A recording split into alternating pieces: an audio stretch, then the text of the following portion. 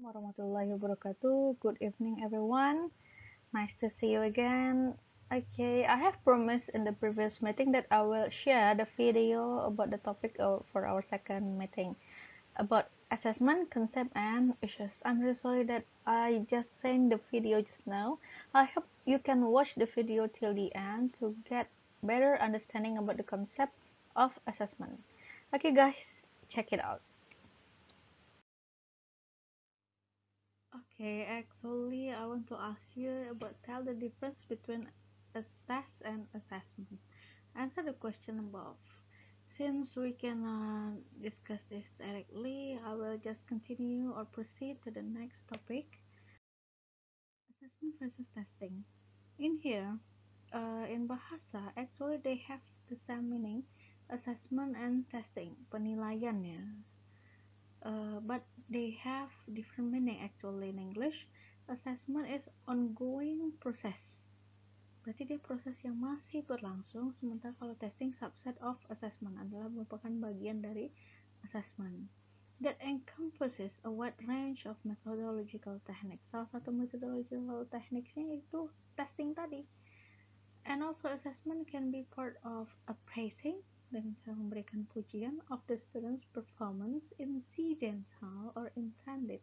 Jadi bisa secara planned or unplanned ya, secara direncanakan atau tidak sengaja. For example, a good teacher appraises the students whenever she or he responds to a question, offers a comment, or tries a new word or structure. Jadi pujian dengan cara memberikan feedback seperti oh really good, very good. Nah, itu sudah termasuk bagian dari assessment, jadi tidak harus testing.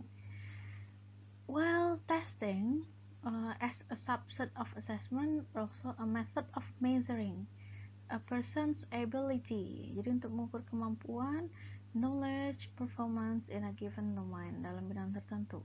Method di sini maksudnya adalah as an instrument. Namanya tes tentu ada instrumennya yang berupa tes ya kalau testing. Instrument is a set of techniques, procedures, or items that requires performance on the part of the test takers, explicit and structure. Namanya instrumen tentu harus terukur dan juga dia harus terstruktur ya dan eksplisit. Seperti apa? Multiple choice. Jadi tasnya itu sebagai instrumen ada formatnya dalam bentuk multiple choice. Karena fungsinya apa? To measure. Ini ya, measure. What is that measure? Process of quantifying. Tentu setelah memberikan tes harus ada penilaian atau scoring. Nah, itu dalam menggunakan measuring tadi, a test taker performance according to explicit procedures or rules. Jadi penilaiannya seperti itu dengan cara memberikan skor kalau testing. Kalau assessment itu adalah scope terbesarnya dan subsetnya adalah testing. Next, measurement versus evaluation. Measurement here, the process of quantifying the observed performance of classroom learner.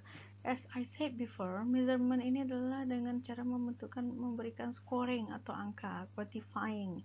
Jadi dia di sini pengukurannya dalam bentuk angka dan bisa diukur, like testing ya. Dari mana kita tahu hasilnya bagus dari angkanya, scoringnya. Meanwhile, evaluation doesn't necessarily entail testing. Kalau pemberian evaluasi tidak perlu dalam bentuk tes, bisa juga tes tapi tidak selamanya dalam bentuk tes. Involve when the results of a test. Ketika sudah ada hasil dari tes, baru kita bisa mengevaluasi. Jika tidak ada hasil dari tes, tentu bagaimana kita akan mengevaluasi. Or other assessment procedure are used to make decision. Involve the interpretation of information. So, for example, here TOEFL, if you got 450 score from TOEFL, we can say that that include level B1 or intermediate. So we can evaluate your ability is intermediate level. Jadi dari sana. Atau dari UAS, for example, you got 70. In our campus, 70 is grade B. It means you did very good. Jadi berarti dia sudah pass the test. Itu bagian dari evaluation. Or giving feedback, for example comment, saya berikan komen, okay, very good, nice presentation. Nah, berarti hasilnya itu bisa dikatakan itu bagus, itu bagian dari evaluation. Jadi tidak selama dalam bentuk tes juga ya, dari komen atau feedback from the teacher juga bisa, dari portfolio, journal, itu bagian dari evaluation, tidak selamanya dari testing. testing. Berarti evaluation ini lebih besar lagi daripada measurement. Next. Okay, everyone, let's see the example, measurement and evaluation. Here, student A got 80 for English grammar 3 on a final examination. She passed the test with a very good grade.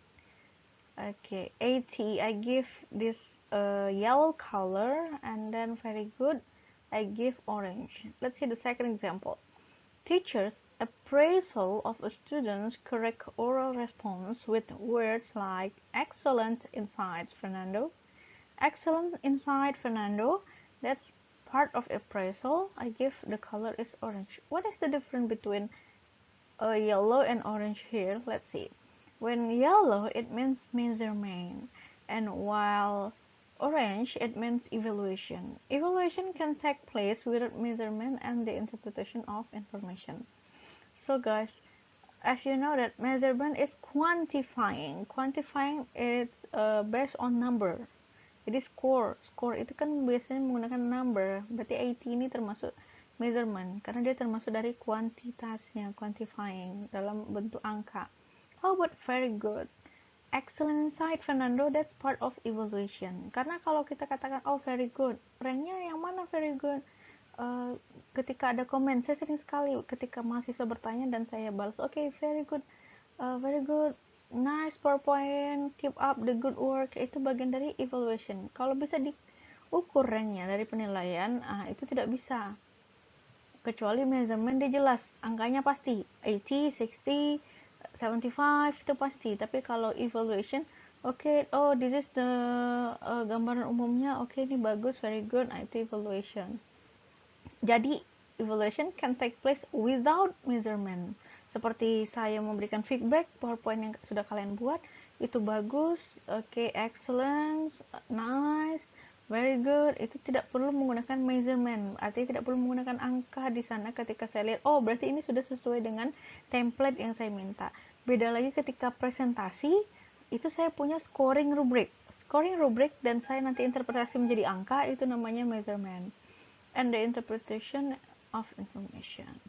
Okay, that's example of measurement and evaluation. Jadi bedanya apa? Measurement is quantifying or it in number. Jadi kalau score itu termasuk measurement. Tapi kalau interpretation of the score, it will be evaluation. That sometimes can take place without measurement.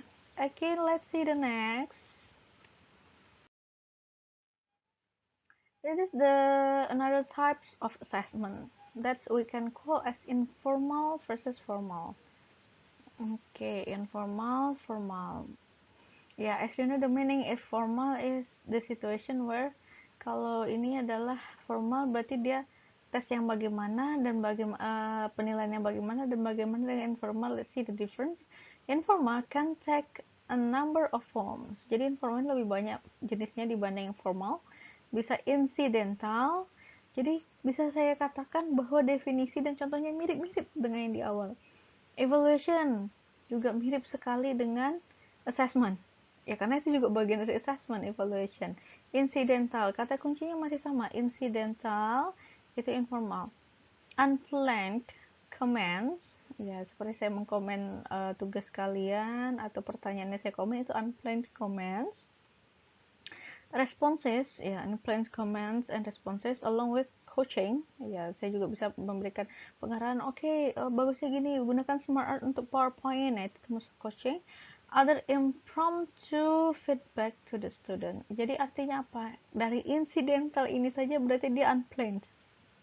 Sampai impromptu berarti sesuatu yang tidak direncanakan, itu termasuk informal assessment. Berarti assessmentnya itu dia tidak ada format khususnya, tetapi bisa secara langsung dengan memberikan appraise, pujian seperti ini ya, putting a smiley face on homework or saying nice job or good work, ya smiley face terus memberikan pujian, itu termasuk sudah informal assessment. Itu sudah memberikan penilaian, jangan salah. Jadi ketika saya bilang oke, ini bagus, itu saya sudah menilai juga, saya memberikan feedback. How about formal? Berarti kalau informal ini dia tidak terencana, berarti ini kebalikannya. Kalau formal, exercises or procedures. Jadi kata kuncinya dia exercises or procedures specifically designed. Berarti lawannya. Kalau ini unplanned, incidental, kalau ini sudah didesain to tap into a storehouse of skills and knowledge. Berarti dia sudah didesain untuk mengukur kemampuan di sana. Dan dia systematic. Kalau di sini unplanned, berarti di sini planned. Sampling techniques. Berarti sudah ditargetkan siapa saja yang akan mengerjakan tes. Constructed to give teacher and student an appraisal of student achievement. Oke, achievement. Untuk mengukur achievement tentu menggunakan juga namanya tes. Selain tes, apalagi formal, ada namanya portfolio. Portfolio ini juga bagian dari formal karena dia sudah dirancang. Kata kuncinya adalah specifically design. Seperti saya meminta membuat students journal, berarti itu sudah ada di desain, oh begini cara membuatnya dan begini cara untuk penilaiannya, itu sudah termasuk formal assessment. Oke, for example apalagi waktu pengantar ICT saya memberikan tugas untuk membuat video tutorial, itu sudah termasuk formal assessment karena sudah saya tentukan template, ini scoringnya begini, ini standarnya persentase untuk skor, itu sudah termasuk formal assessment. Ya, video tutorial itu juga termasuk formal karena itu sudah specifically designed. Ya, to tap into your speaking skill ya. Speaking skill ini bukan maksudnya dalam bahasa Inggrisnya, tapi bagaimana to deliver the message to audience. Next. Okay, actually Ibai already put this graphic ya, or this figure, I mean, in his PowerPoint. That's I will explain briefly here. Kenapa sih di sini ada bagian yang inner circle ini adalah test, that the smallest circle, lalu diikuti oleh measurement, dan ada yang in the middle circle assessment, and the larger circle adalah teaching. Apa maksudnya? Tes itu ternyata dia adalah subset dari assessment, sudah kita katakan. Di atas tes ada apa? Ketika melaksanakan tes, tentu akan diikuti oleh hasil. Hasilnya dalam bentuk apa? Measurement, dalam bentuk angka, quantifying. Kalau tes ini adalah instrumennya yang diberikan, lalu setelah dilaksanakan tentu ada score, masuk dalam measurement. Setelah mendapatkan skor tentu diinterpretasikan dengan assessment. Bisa juga assessment ini adalah yang memberikan feedback, oh berarti hasilnya ini bagus, very good, okay. Dan ini semua dari tes, measurement, assessment merupakan bagian dari teaching. Tentu di dalam teaching ada bagian-bagiannya, yaitu termasuk assessment. Teaching itu bisa kita bilang itu mencapai dari tujuan pembelajarannya jika sudah melakukan penilaian. Tidak mungkin kita bisa tahu, oh mahasiswa ini sudah mengerti dengan cara melihat tatapan matanya. That's impossible. Dari mana kita tahu dia sudah paham? Dari penilaian yang kita lakukan. That's why bagaimana caranya menggunakan instrumen yang berupa tes, lalu kita melakukan penilaian yang measurement, when quantifying, lalu we assess. Bisa jadi dengan memberikan feedback, oh berarti hasil tesnya bagus, keep it up, the good work. Selanjutnya setelah teaching ini dilaksanakan, tentu kita perlu evaluasi. Evaluasi ini yang akan mendapatkan hasil apakah pembelajaran kita ini berhasil atau tidak. Berarti evaluation itu dalam bentuk apa? Setelah selesai mata kuliah, lalu ada nilai final exam, lalu ada grade di sana. Berarti itu sudah melakukan evaluation, dan juga di sana memberikan feedback kepada mahasiswanya bahwa berarti semester ini dia sudah lulus mata kuliah itu. Nah, itu adalah bagian dari evaluation. Berarti semua ini termasuk task, measurement, assessment, teaching, dan di akhirnya adalah bagiannya adalah evaluation. Jadi semua diadakan, apapun yang dilaksanakan dalam proses belajar mengajar, semuanya perlu dievaluasi. Why? Because we can check what we need to improve to get better result for our students. Improving, jadi harus ada peningkatan terus. Karena kalau learning and teaching itu ada sesuatu yang harus dilakukan berulang-ulang dan harus ada peningkatan. Jika ada masalah, segera solve that problem to get better result. Okay.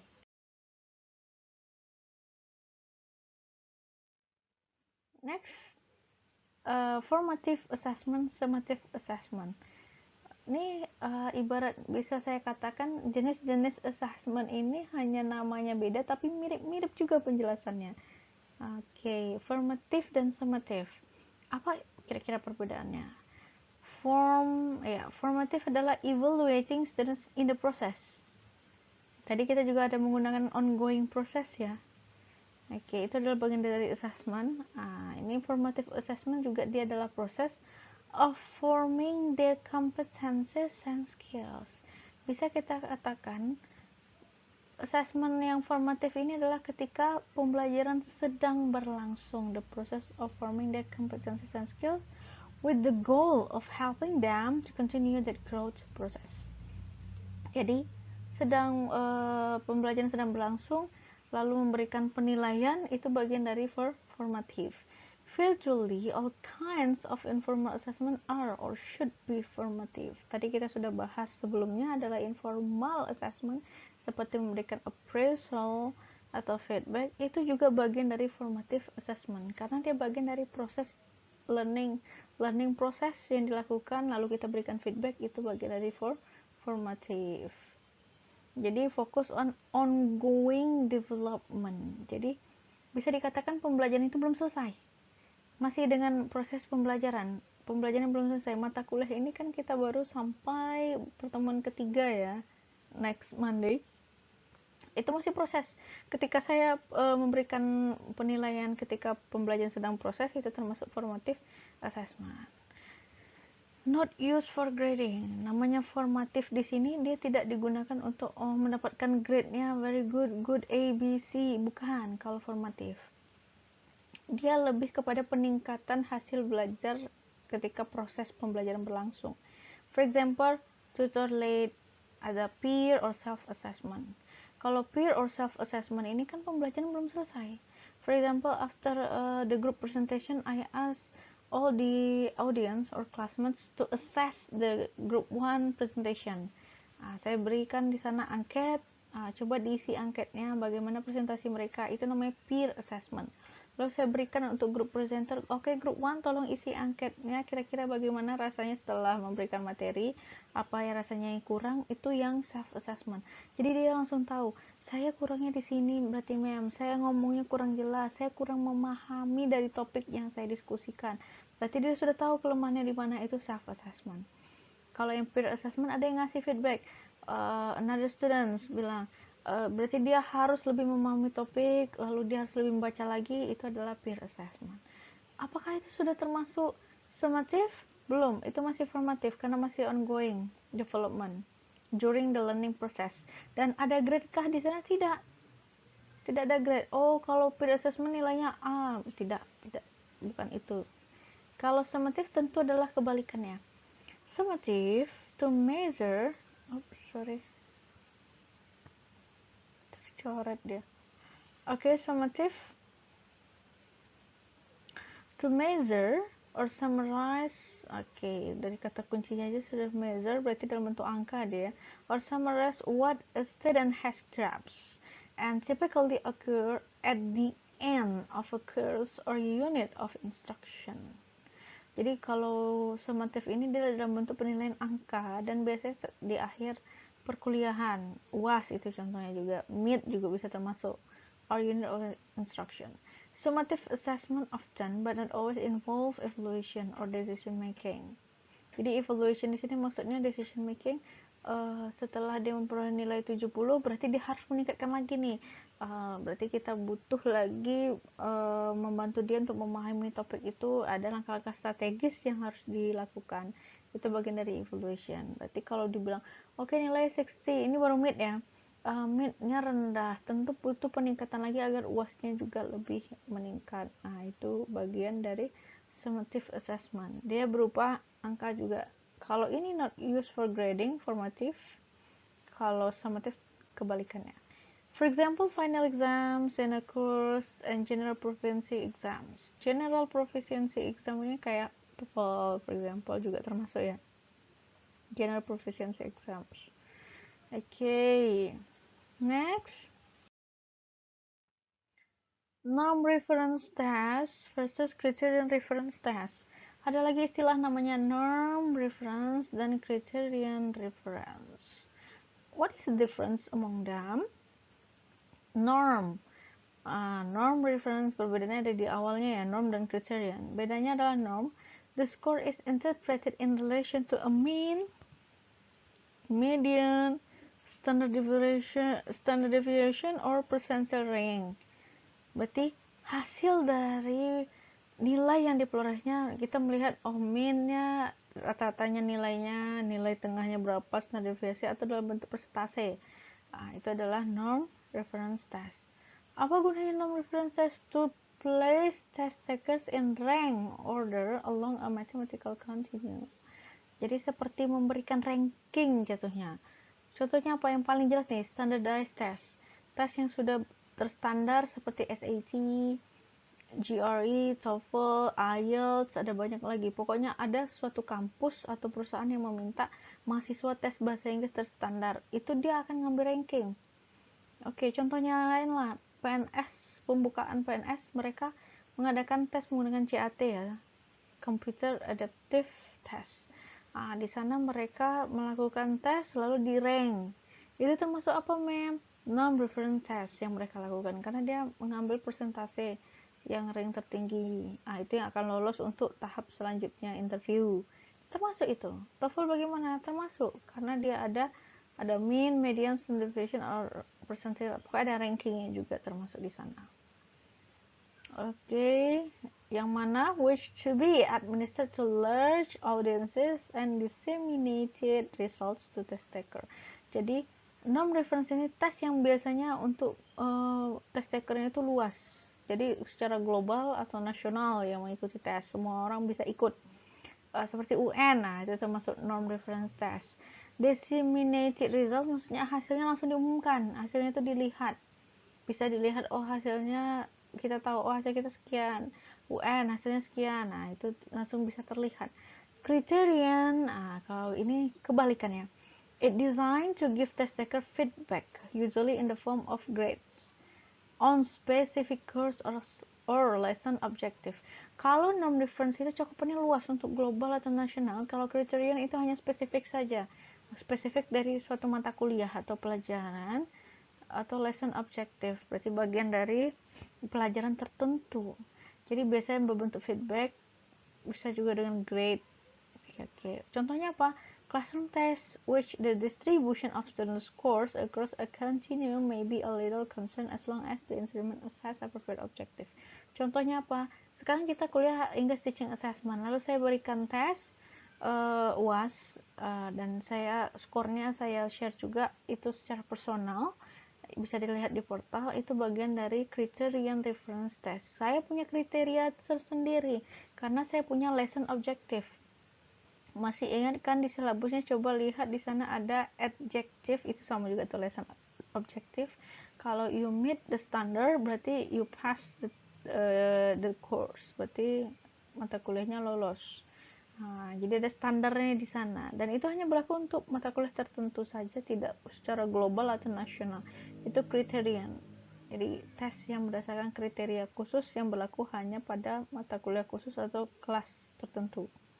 Classroom test ya, jauh beda dengan norm reference. Itu global, large audiences, and also disseminated results. Okay, next.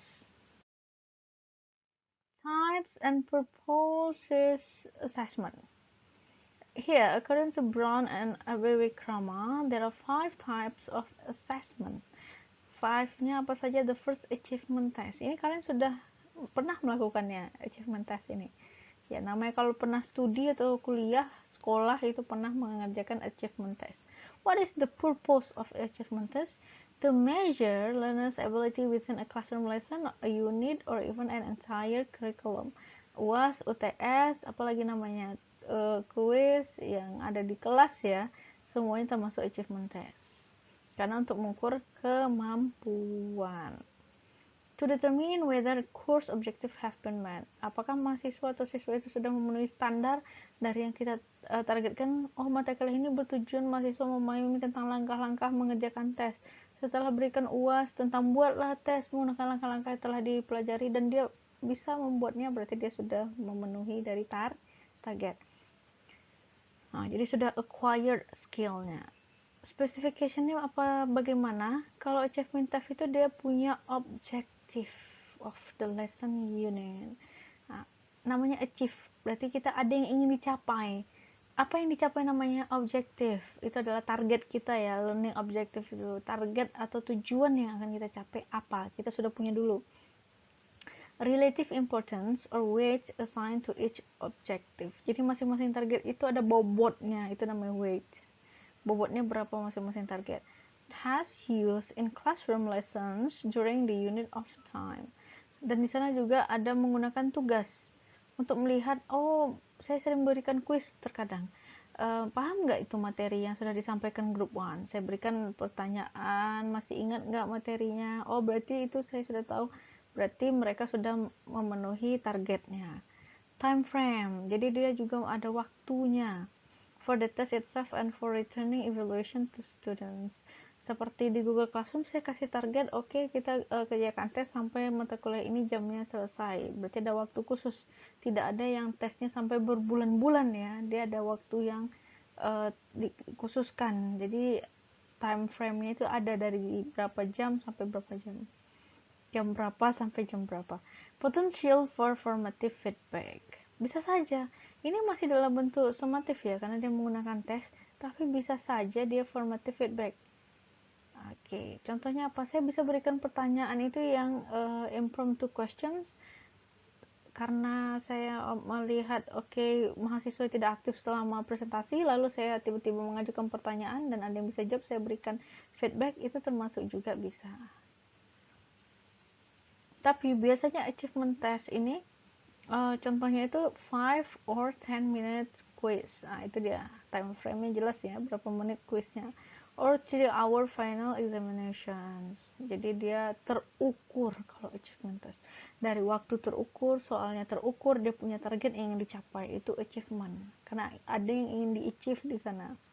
Untuk apa dia? Mengukur kemampuan, ability, to measure learners' ability. Next, diagnostic test.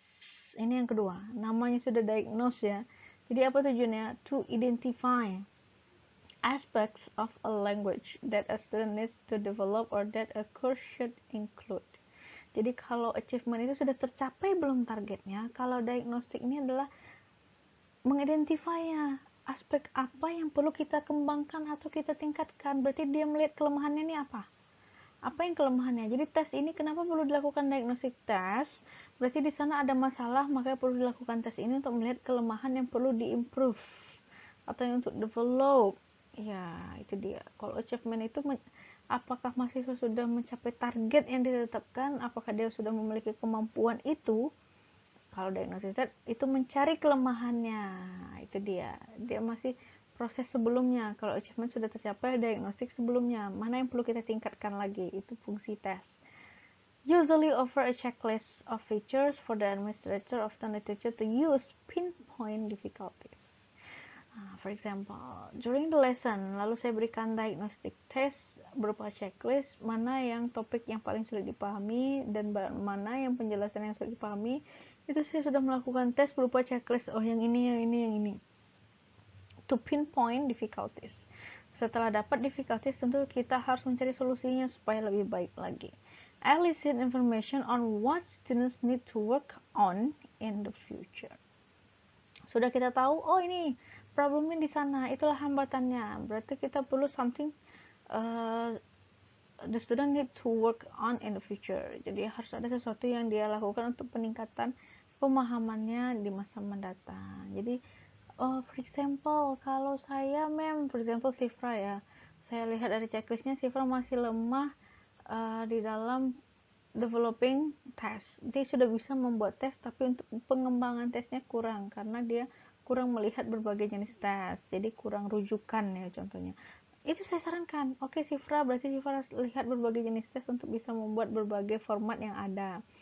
Itu bisa menjadi diagnostic test. Setelah saya melihat checklist tadi, di sini letak kelemahannya. Offers more detailed subcategorized information about the learner. karena dia berupa checklist dan dia juga di sana ada informasi yang jelas, makanya lebih detail. Example-nya apa? A test of pronunciation to diagnose the phonological features of English that are difficult for learners. Oke, bisa saja dalam bentuk pronunciation test. Saya mau lihat yang mana yang paling sulit diucapkan pronunciation-nya. Biasanya kan yang sah itu ya. Ya, think.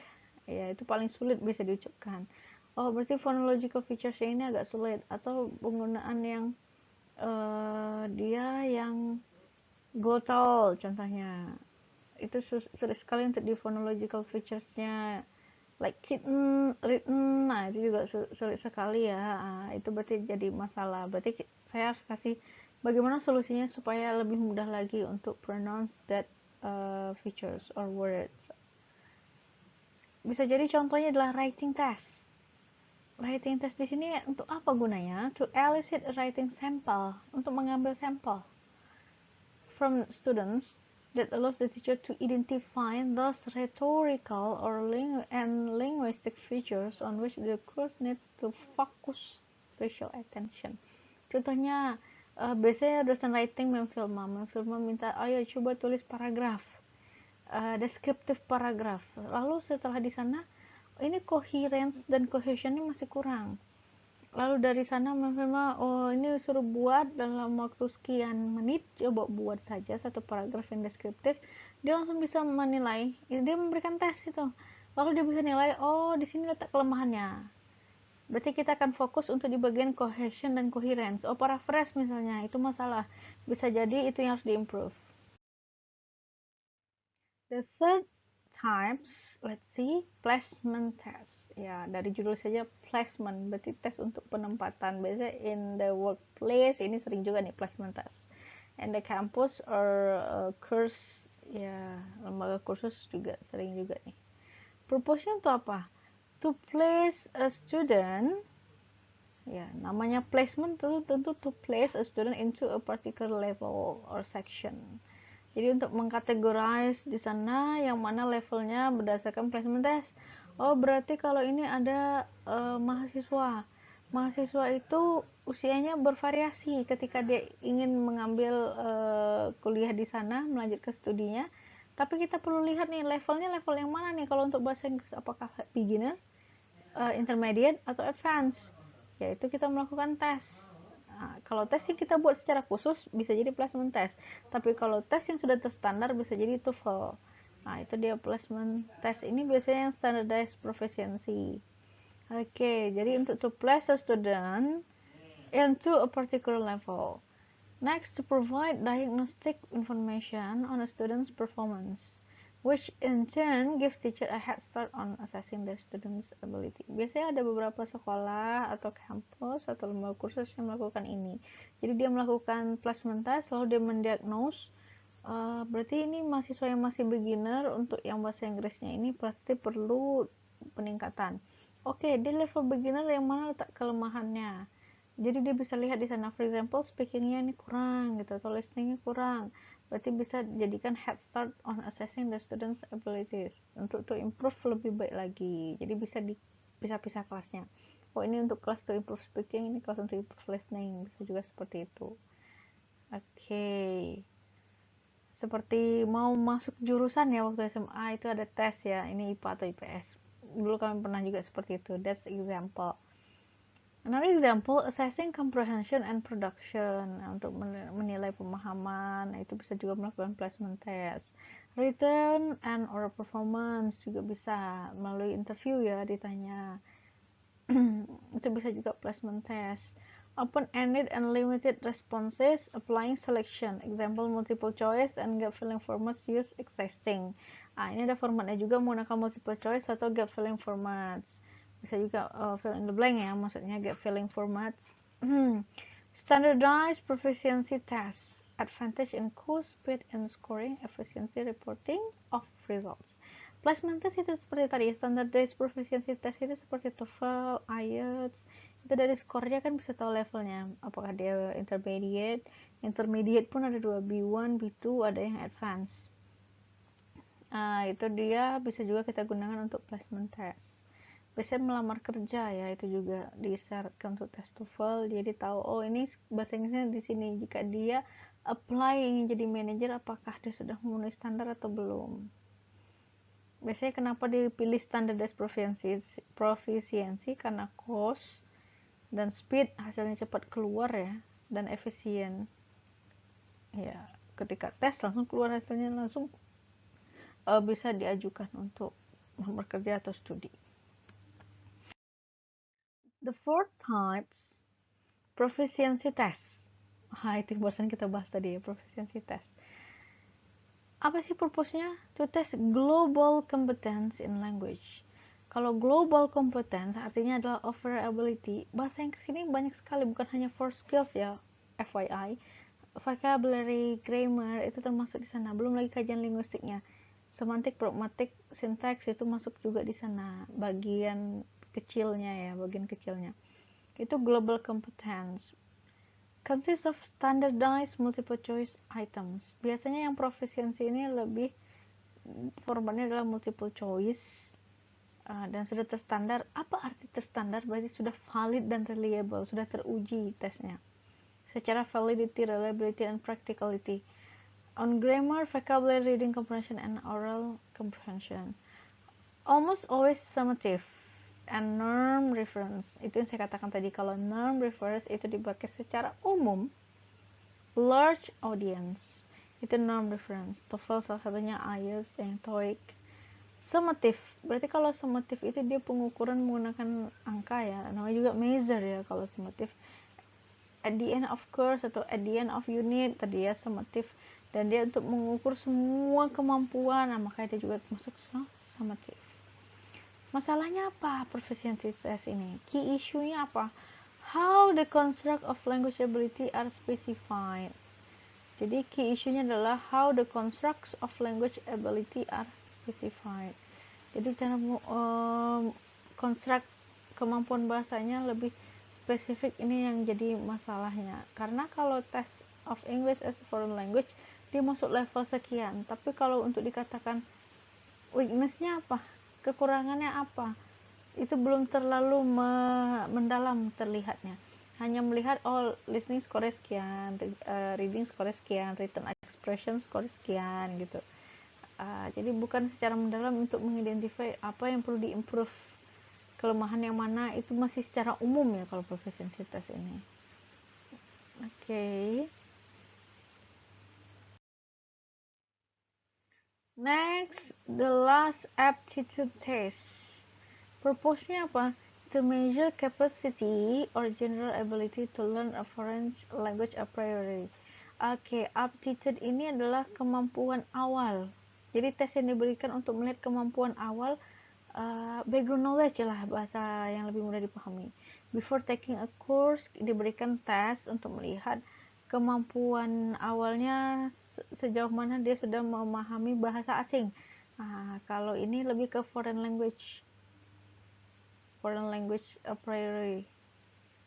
An ultimate predicted success in that undertaking. Designed to apply to the classroom learning of any language, standardized aptitude tests are seldom used today.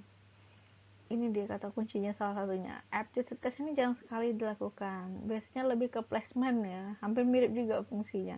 Kalau placement lebih kepada level, kalau aptitude ini lebih kepada kemampuan awal sebelum mendapatkan pemahaman tentang bahasa asing ini. Dia sudah ada belum pemahaman sebelumnya? Oh, ternyata sudah ada background knowledge. Ini di Amerika paling sering dilakukan aptitude test.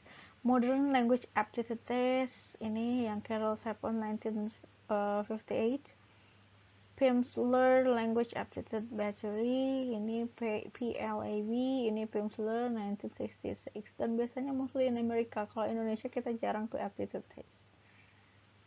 Okay, that's all types and purposes assessment. Let's see the next topic about issues in language assessment, then and now. Namanya juga teaching and learning and also assessment always changing rapidly. Bukan hanya teknologi yang growing rapidly, ini juga changing ya. namanya teaching itu kan selalu diimprove. Jadi ada beberapa issues yang harus kita lihat terkait assessment dari dulu hingga saat ini. The first, behavioral influences on language testing. Okay, the next, integrative approaches, communicative language testing, traditional and alternative assessment, and the last, performance-based assessment. Okay, let's check it one by one. Go on to the first issue. Ini yang the past, yang lampaunya bagaimana? Behavioral influences. Ini terjadi pada in the middle of the 20th century, influenced by behavioral psychology and structural linguistics. FYI, in teaching ini dasarnya itu ada pemahaman namanya. Pemahaman dia ada namanya strukturalis. Kalau sudah ada di belajar masalah sastra, pendekatan sastra itu mirip-mirip tuh. Ada juga yang strukturalis, ada juga yang behaviorist. Nah, jadi kalau dulu untuk testing itu dipengaruhi oleh behavioral psychology sama structural linguistics. Fokus mereka apa? Mereka hanya menilai berdasarkan sentence level grammatical paradigms. Jadi hanya melihat grammar saja secara levelnya itu secara per kalimat untuk menilainya. Atau definition of vocabulary items. Contohnya, okay, book artinya apa? Ya, washing machine artinya apa gitu, study artinya apa ya. Definition of vocabulary itu kan masih yang level-level standar untuk assessmentnya. Translation, ini yang paling lama sekali, translation from first language to second language. Jadi ketika untuk melihat bahasanya bagus, dari mana tahu dia bisa menerjemahkan. Jadi kalau dulu in the past, in the middle of 20th century, kemampuan itu bisa dilihat dari cara membuat grammar, membuat kalimat dengan gramatikal yang baik berdasarkan sentence level saja, bukan di atasnya lagi. Masih ada paragraf ya di atasnya, masih ada teks, masih ada esai, tapi ini hanya sebatas sentence saja, arti-arti dari vocabulary dan juga menerjemahkan satu bahasa ke bahasa target. Itu dia dulu. Minornya apa? Tentu kenapa ada peningkatan dari tahun ke tahun, tentu ada kekurangan. What is the minor focus? Real world authentic communication. Apakah dalam komunikasi sebenarnya kita menggunakan bahasa itu perlu kita terjemahkan dulu? Bukan, artinya ini itu akan menghambat kita dalam komunikasi. Makanya itu real world authentic communication ini sangat kurang. Jika vocabulary-nya sudah banyak tapi tidak bisa membuat kalimat yang benar dan mudah dipahami, itu dia tidak bisa menggunakan untuk komunikasi. Dan jika kalimatnya pun secara gramatikal bagus, tetapi itu terdengar kaku ketika digunakan untuk komunikasi. Itu kekurangannya. Next, format of the test. Kalau formatnya dulu, multiple choice of grammar and vocabulary. And a variety of translation exercise ranging from words to sentences to short paragraphs. Paragraf pun hanya yang short saja. Jadi bentuk tesnya itu pilihan ganda ya, multiple choice, satu tes untuk menerjemahkan. Okay, exercises ranging from words, menerjemahkan kata, kalimat atau paragraf yang pendek. Itu dia yang dulu. Bagaimana dengan yang sekarang? Ini sudah berkembang, tetapi ini masih ada juga minusnya. Ini masih yang the first issue ya. Discrete point test. Apa itu? Ini masih sampai saat ini discrete point test, especially in large scale standardized entrance examination to admit university students around the world. Jadi discrete point test itu dia membedakan skill-skill yang akan dia ujikan. Biasanya lebih ke large scale standardized, seperti kalau TOEFL dia hanya fokus 3. Kalau TOEFL yang PBT ya, written structure and written expression, reading, dan juga listening. Lalu mana speakingnya? Speakingnya tidak ada di sana. Oke, jadi apakah dia sudah mengukur semua language competence? Belum.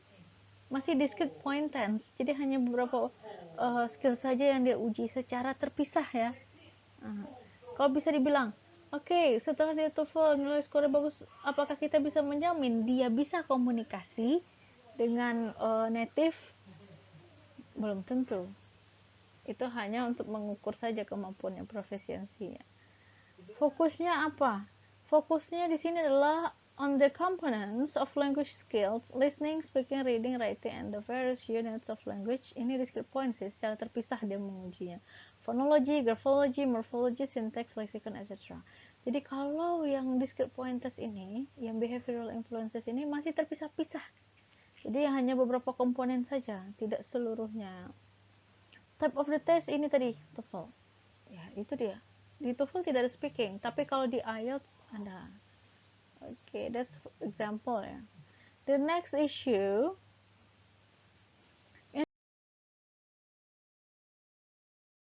integrative approaches. Integrative approaches nih kalau kekurangannya di behavioral influences tadi tesnya terpisah-pisah skillnya. Kalau yang second issue ini sudah mulai dikaitkan integrate the skills. Ini Euler 1979, supported by Zico, Savignon 1982. Jadi ini kemunculannya sekitar tahun 1970s ya. Munculnya integrative approaches untuk meningkatkan dari yang sebelumnya adalah behavioral influences. Apa itu integrative testing? To measure a set of interacting abilities that it cannot be captured in additive tests of grammar, reading, vocabulary, and other discrete points of language to get communicative competence or language competence. Jadi dia lebih melakukan tes secara berkaitan satu sama lain. Jadi kalau di TOEFL, reading fokus ke reading, listening fokus ke listening. Kalau integrative testing itu dia mengkaitkan satu sama lain. Contohnya apa? Close test. Close test ini adalah a reading passage. Pasti pernah mengerjakan ini. Reading passage perhaps 150 or to 300 words in which roughly every 6 or 7 word has been delayed. Ini seperti ada paragraf, lalu di tengahnya ada yang hilang titik-titik, lengkapi paragraf itu. Jadi di sana ask the student to supply words that fit into those blanks. Ketika membaca paragraf itu kita sudah ada reading, integrate-nya di sana. Vocabulary juga masuk di sana. Ini maksudnya apa ya? Ini mana lanjutannya? Nah, di situ close test. Jadi ada dua skill yang sudah integrate di sana. Ada vocabulary dan juga grammar masuk nggak di sana? Grammar masuk juga dan di sana juga ada reading. Di sana tidak mencari main idea. Kalau di TOEFL, okay, find the main idea di sana. Ini true or false. Biasanya seperti itu konsepnya. Tapi kalau close test, dia integrated skill. Dictation. Nah, kalau dictation ini listening ya. Listening. Students listen to a short passage and write what they hear. Bisa writing, bisa listening. Dari mana tahu writing? Belum tentu yang kita dengar spellingnya benar. Paling sering salah tuh. Misalnya dia bilang rough. Spellingnya salah tuh. Pada ROUGH. Nah, bisa jadi rough dibuatnya ROPH. Kan beda tuh rough. Love, ya love. Itu kan beda tuh dari listening. Love and laugh. Love V vibrate itu LOVE, love LAUGH. Nah, itu beda meaningnya ya. Tertawa dan love. Okay, that's integrative approach. Ya, jadi dia berusaha untuk meningkatkan dari sebelumnya ini discrete point test, memisahkan masing-masing skill. Lalu muncul integratif, dia integrate the skills, dia mengkaitkan beberapa skill. The third issue, communicative language testing. Ini masih ada ternyata kurangnya integratif testing itu, maka muncul namanya communicative language testing. What is that? So in 1970s ini integrative testing ini sudah berkembang, tapi ada weakness. Only focus on students' linguistic competence and do not tell directly about performance ability. Seperti close test tadi sama dictation. Itu kan kemampuan bahasa sudah bagus, tapi tidak bisa menggunakannya berkomunikasi, performance ability. Lalu solusinya muncul pada tahun 1980, Cannell and Swine dalam seminarnya, mereka mengajukan konsep communicative language testing. What is that? To measure language learners' ability to take part in acts of communication or to use language in real life situation. Ini masih kurang. Jadi ketika di selama kuliah kalian sudah mendapatkan ilmu tentang bahasa ini seperti ini, penggunaan seperti ini, tapi belum bisa menggunakan dalam real life situation belum berani menggunakannya untuk komunikasi, berarti approach yang digunakan dalam pembelajaran itu masih integratif. Jadi belum bisa dikatakan itu sudah ke communicative language. Ya, communicative language teaching ya. Kalau ini testingnya, CLT juga singkatannya. Berarti belum memenuhi standar itu. Kenapa? Belum bisa menggunakannya dalam komunikasi. Ingat, ketika kalimat secara gramatikal benar, tapi kalau di dalam komunikasi digunakan, itu bisa saja menjadi kaku. Nah, jadi kita harus bisa melihat situasi. Itu dia dalam menggunakan bahasa. Bahasa formal digunakan untuk sesama teman itu menjadi aneh, menjadi kaku. Ketika berbicara dengan bahasa formal sesama teman, artinya berarti jaraknya dia tidak dekat. Berarti ada gaps di sana yang membuat dia menjadi awkward, maka dia menggunakan bahasa formal. Itu juga penting mengetahui kapan bahasa yang digunakan untuk peers, kapan digunakan untuk older. Okay, in communicative language testing that involves, there are 4 competences. Linguistic competences, sociolinguistic competence, discourse competence, strategic competence. Jadi, communicative language testing ini lebih banyak kompetensi yang dimiliki oleh students diharapkan. Jadi, ada apa saja yang dia miliki? Knowledge of linguistic forms. Tentu ketika dia ingin berkomunikasi dia harus paham tentang bentuk dari bahasa itu sendiri. Lalu sosiolinguistiknya apa? The ability to use language appropriately in context. Ya itu tadi ketika berbicara dengan peer atau colleges atau berbicara dengan older or teacher or lecturer itu tentu beda sesuai dengan konteksnya juga.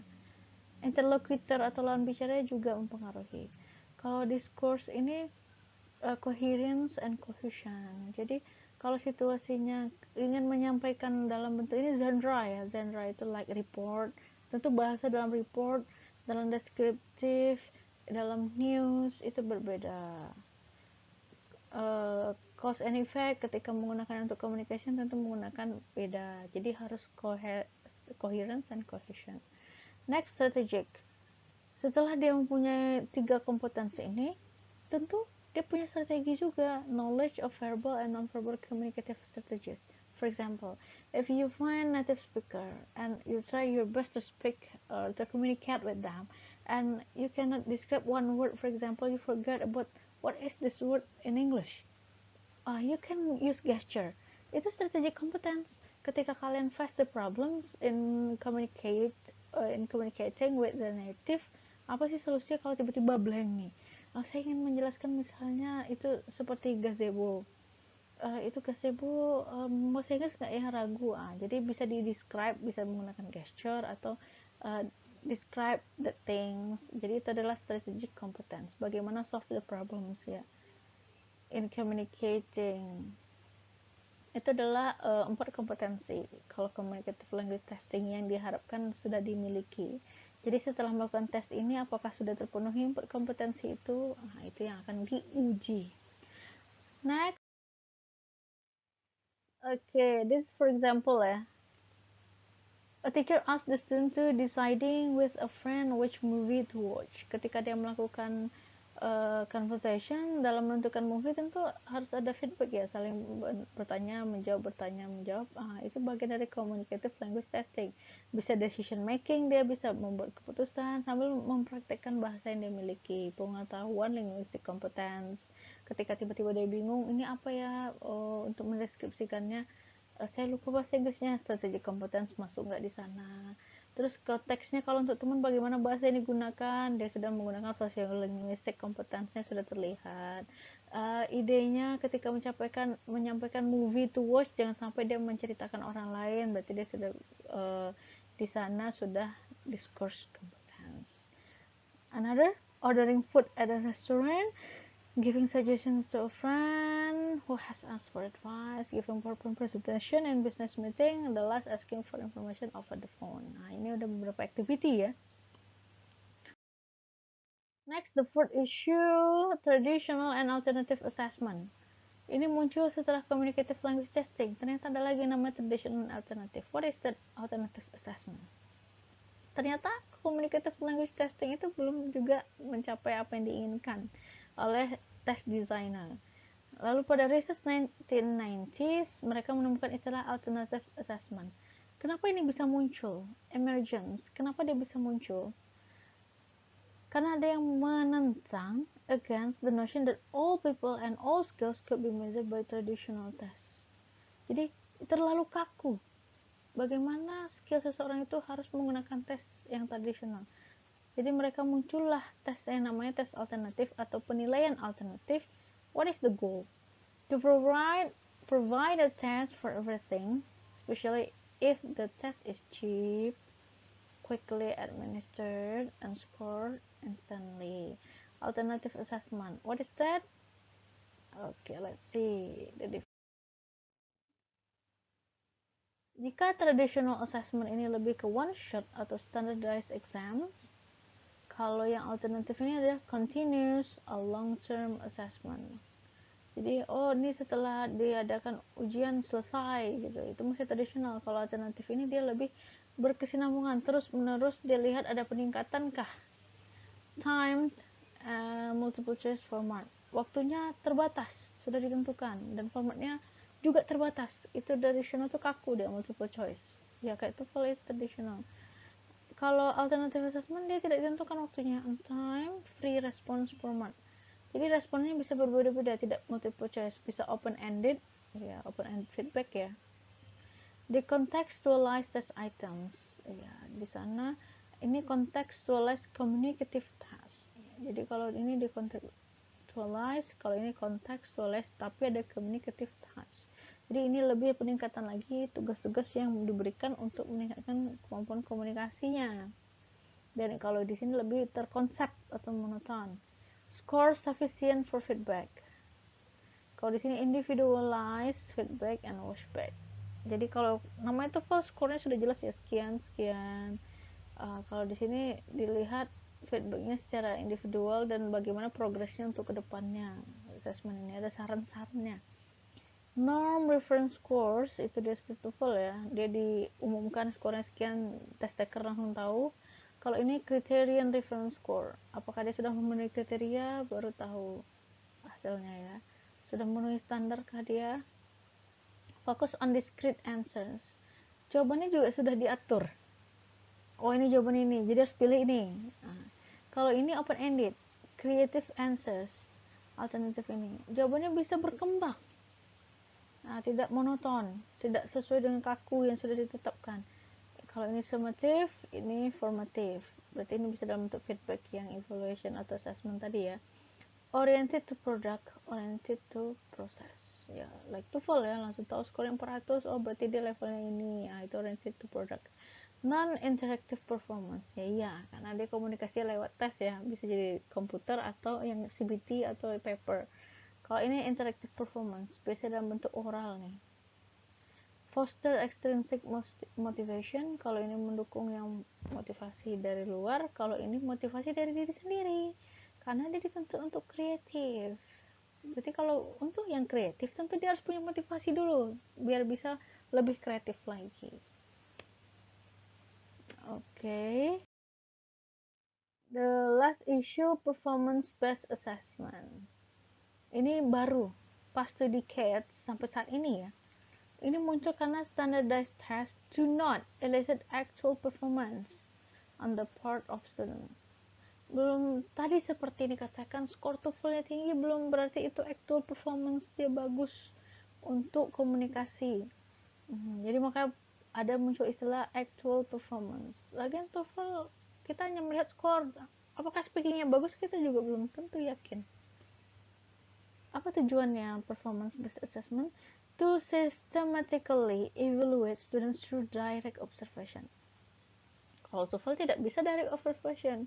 Kalau performance based itu berarti dia melakukan observasi langsung dengan teacher and possibly by self and peers. Jadi ada feedback dari teacher, dari peers, atau dari diri sendiri. Performance based assessment involves oral production. Ini seperti melakukan presentasi ya, lalu ada yang menilai, saya menilai, peers juga menilai. Itu performance based assessment. Written production, open ended response. Ini bisa jadi saya berikan angket ya, terus tuh Tuliskan saran yang perlu ditingkatkan oleh group 1. Nah, itu open-ended response. Integrated performance across skills areas, bisa jadi performance-nya diintegrate antara speaking and listening.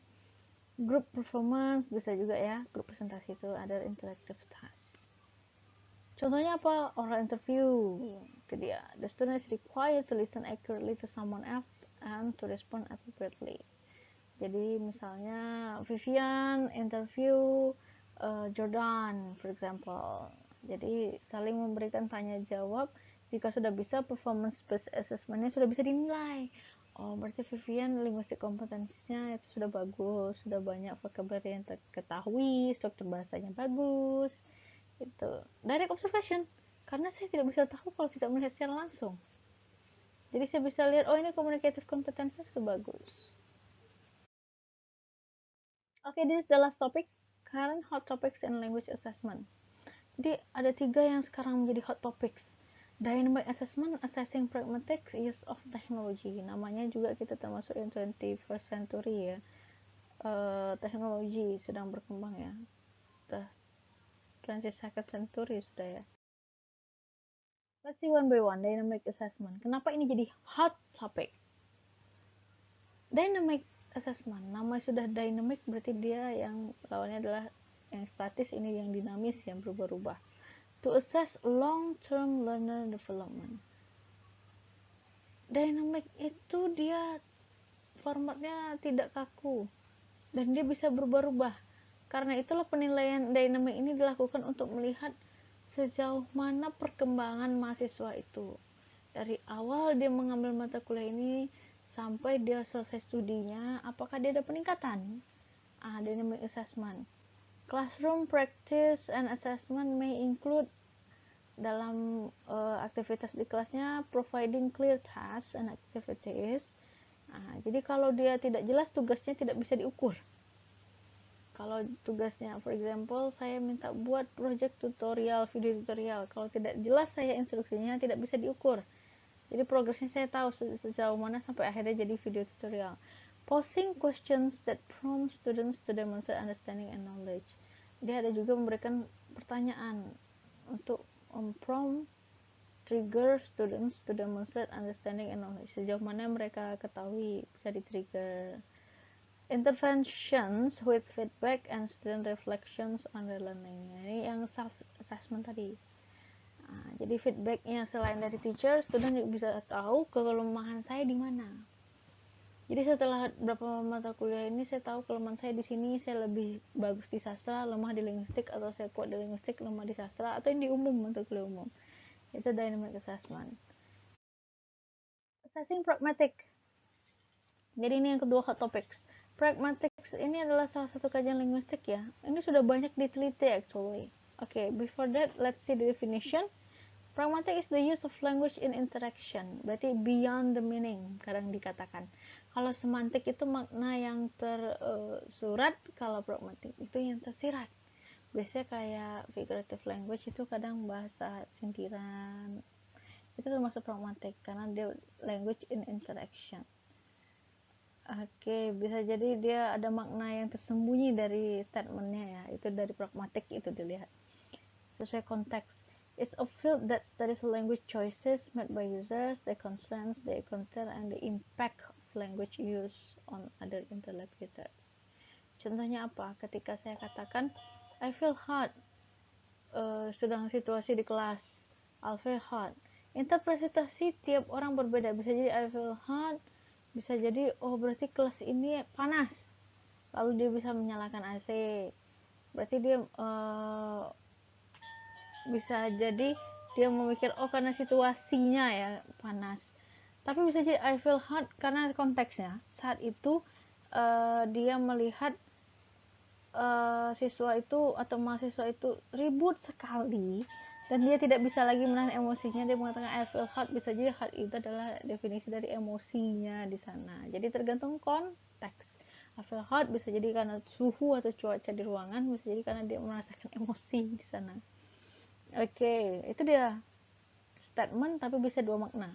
Kalau yang dia menangkapnya adalah cuaca, itu semantik. Kalau dia menangkap karena dia emosi, itu adalah pragmatic, beyond the meaning. Research focus yang sudah dilakukan selama ini adalah menggunakan speech act yang dilakukan penelitian.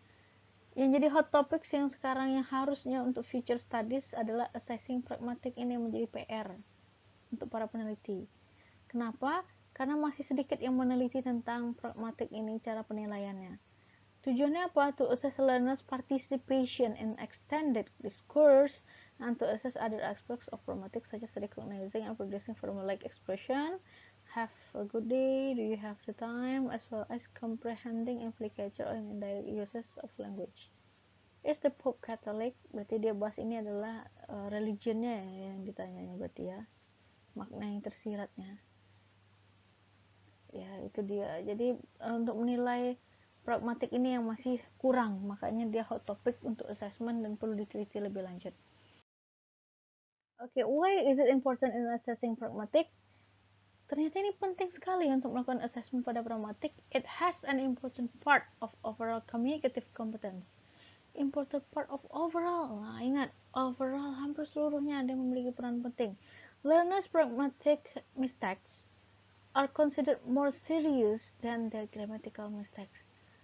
Grammar salah itu belum apa-apa dibanding kalau pragmatic mistakes. Contoh, ketika di kelas teacher menyampaikan memberikan tugas, lalu dia menangkap maknanya secara literal, sebenarnya jangankan tugas, misalnya saya katakan tadi I feel hot, saat itu ada yang tidak tahu situasinya dan dia membuka jendela, oh berarti kepanasan teachernya, tapi yang dia maksud di sana adalah hot ini adalah dia merasakan emosi karena pragmatiknya atau konteksnya dia salah menangkap konteks di sana, tentu membuat teachernya semakin emosi lagi dan itu bisa menyebabkan bisa jadi nilainya bermasalah. Jadi itu bisa komunikasi tidak lancar jadinya. Paling sering gini, cewek kalau diajak pergi makan biasanya kita makan di mana terserah, itu ada dua mana, terserah memang dia suruh si cowok milih, terserah atau dia lagi emosi. Nah itu pragmatik. Kalau salah mengambil langkah, oh terserah, ya udahlah kita makan di warung ini aja, padahal dia sebenarnya terserahnya itu dia lagi emosi pingin dibujuk, jadinya konflik. Itu jadi harus bisa tuh dia memahami konteks. Oke guys, major levels of linguistic structure. Ini yang harus dilihat. Kenapa pragmatik itu penting? Karena dia bagian terluar dari linguistik. Meaning and context of discourse. Jadi dia bagian terluar ya, dia memiliki peranan penting. Linguistik yang lain ini seperti fonetik, spesial, fonologi, morfologi, sinteks, semantik, dan pragmatik bagian terluarnya. Jadi level yang tertingginya dia. Karena bahasa jika digunakan tidak dengan konteks yang tepat, itu tidak, maknanya tidak sampai. Okay, the last, use of technology in testing. Ini juga current hot topics. Dalam pembelajaran, ada dua yang sering digunakan, computer assisted language learning, menggunakan media komputer, atau yang mobile. Saat ini kita gunakan yang Google Classroom, bisa menggunakan mobile juga. Tapi kalau untuk tes, biasanya menggunakan CAT ya, Computer Adaptive Test, itu ya, CAT. Itu juga, itu. Dan masih banyak lagi sebenarnya software-software yang lain untuk dilakukan untuk melakukan tes. Tapi, ternyata banyak sekali, selain keuntungannya, kekurangan juga sangat banyak. Advantage-nya tentu saja namanya karena dia menggunakan teknologi, easily administered. Saya kasih kuis, buka Google Form, langsung bisa dikerjakan tesnya. Self-directed testing, langsung bisa melakukan berbagai tes dengan teknologi yang ada, beberapa skills di-combine, bisa. Practice for upcoming high-stakes standardized test, bisa melakukan practice juga sebelum melakukan tes yang sesungguhnya, dan bisa secara individual melakukan tesnya. Skalanya juga bisa luas, semua orang bisa dilibatkan sampai ribuan ya, ribuan test takers dari berbagai negara juga bisa melakukannya. Dan juga improve but not perfected technology for automated essay evaluation, bahkan bisa mengevaluasi esai walaupun tidak semuanya ya, ada speech recognition ya sekarang itu yang AI, artificial intelligence, yang bisa merecognize suara. Tapi secara keilmuan assessment itu banyak juga kekurangannya. Namanya aplikasi atau teknologi keamanan itu paling penting ya. Tapi ini yang keamanan security yang apa? Bisa saja dia cheating. Seperti saya beri kalian Meet atau UAS, saya tidak tahu kalian itu cheating dari Google atau tidak. Ya dikopas habis itu di-share berjamaah ya, jadi cheating. Occasional homegrown quiz that appear on unofficial website. Oh, ini saya sudah underline ya. Next, unofficial website itu terkadang banyak mengambil tes dari sana, belum tentu dia sudah valid tesnya. Itu jadi masalah. Tes yang bisa mengukur apa yang ingin diukur adalah tes yang valid. Itu akan dibahas oleh Group 1 besok ya, apa itu validity. Multiple choice format prefer for most computer. Itu float item design. Jadi ada juga yang item desainnya dalam multiple choice yang tidak sesuai dengan standar pilihan gandanya. Open-ended responses are less likely to appear. Ya, lebih kaku biasanya tesnya ya.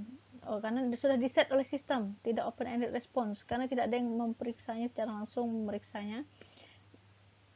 Dan juga unreliability, dia tidak terpercaya terkadang. Complexity of recognition software for automated scoring. Dan juga sedikit sulit ya, namanya menggunakan teknologi tentu dia ada beberapa yang harus di set dulu ya untuk membuat menjadi automated scoring. Human interactive element and oral absent. Namanya juga aplikasi sistem kita interaksi dengan human tidak ada di sana ya. Dengan sistemnya ada. Itu yang absent, tidak ada interaksi. Tentu tidak ada open-ended response atau feedback ya. Siapa yang memberikan feedback sistem? Validation issues stem from test takers approaching tasks as fast as rather than as real world languages. Itu jadi masalah. Namanya kita berhubungan dengan sistem, penggunaan teknologi itu bagus untuk tes, tetapi juga masih ada kekurangannya. Makanya bisa menggunakan tes itu harus dilihat sesuai kebutuhan. Okay guys, this is the difference. If you have questions, please leave the comment below. Yeah, if you have questions. Okay guys, thank you so much for your attention. I will give you some quiz. Yeah, some question in quiz yeah, related to the topic. Please answer the quiz before starting the class next Monday. See you. Bye bye. Assalamualaikum warahmatullahi wabarakatuh. Good evening.